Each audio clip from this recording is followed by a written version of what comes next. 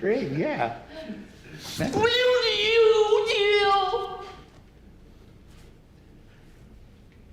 Next. I can't do it anymore. I can't do it.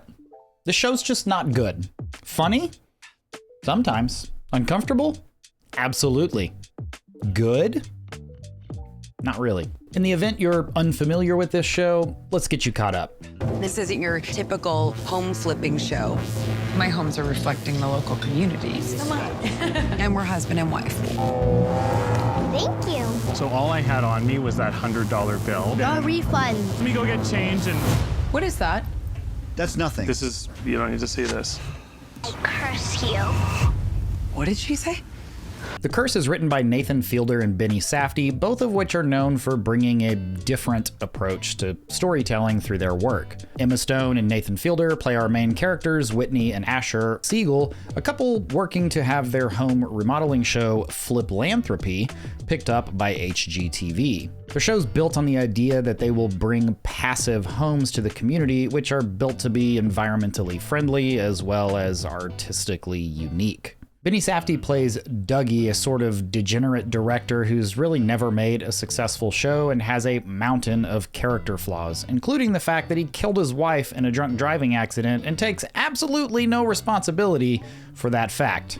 All of the trailers for this show put pretty major emphasis on the fact that this little girl named Nala casts a curse on Asher, which positioned the show in a certain way for me, and what we're getting isn't really delivering on those expectations. In fact, we learn only a few episodes in that this curse really was only to remove chicken from Asher's dinner, and there's apparently nothing more to that story. And yes, I can see that the curse has multiple meanings in this show, with the primary one being that Whitney and Asher are really more of a curse to this community than any good they are trying to inject through their work as some type of self-righteous saviors to this town that never asked for help. The flaws of these characters was made evident pretty early on, and I was very interested to see how their motives and choices would affect the outcomes of this show. But here we are, 4 episodes in, and we just continue seeing how dysfunctional, selfish, and morally flawed all of these characters are. And we're not really getting any advancement of the actual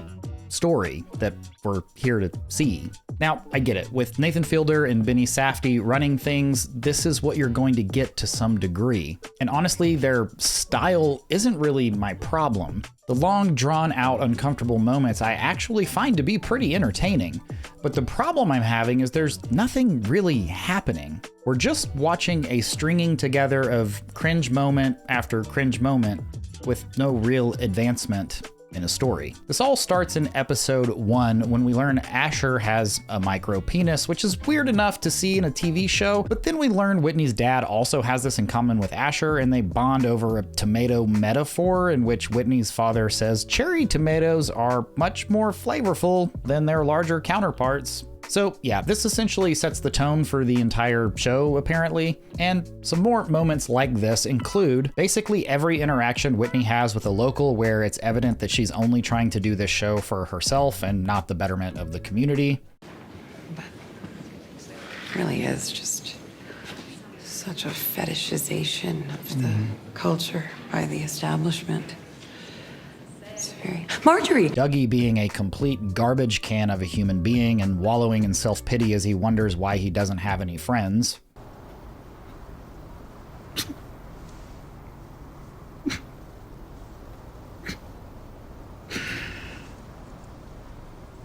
And of course, Asher, as he gives and then takes back money from little kids, constantly lies to his wife, treats a reporter like trash, and then steals security footage from a prior employer to try to get her to not run a story about how terrible he is.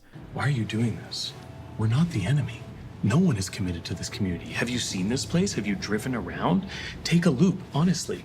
We're doing good here. We are good people. We are really good. And all of this continues to be the driving force for this show without any actual story development. We keep getting teased that things are actually going to advance, like this show that they're trying to make with HGTV or the work that they're doing in this community, but the fact is, nothing's happening. I'm personally really tired of waiting, but apparently there's people online, like on the subreddit for this show, that have a differing opinion. There are people over there talking about how amazing this show is, saying things peaked in episode 4 with the comedy group scene. Like, how is that peak? What is it about that scene that makes this show like holistically good?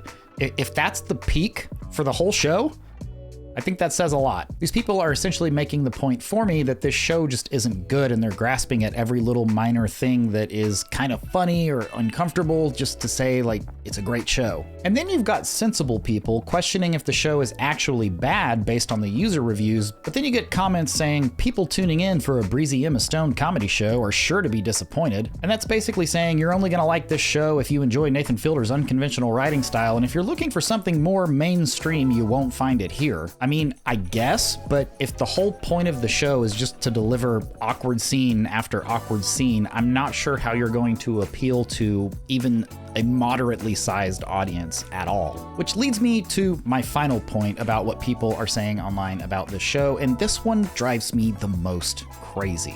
It's posts like this: "The Curse is the most uncomfortable show I've ever seen." Then they go off on tangents about how meta it is and nobody else is brave enough to make shows like this anymore. Then you'll get commenters saying, yeah, it is uncomfortable, and that's why I just love it so much. Okay, yes, the show is uncomfortable, and it's more uncomfortable than most shows that are on TV these days, but is that it? That's what we're gonna say? Like, this sets it apart, it raises it above everything else because there's uncomfortable moments in every episode? There's no story. Kinda, there's kind of a story, but nothing's happening.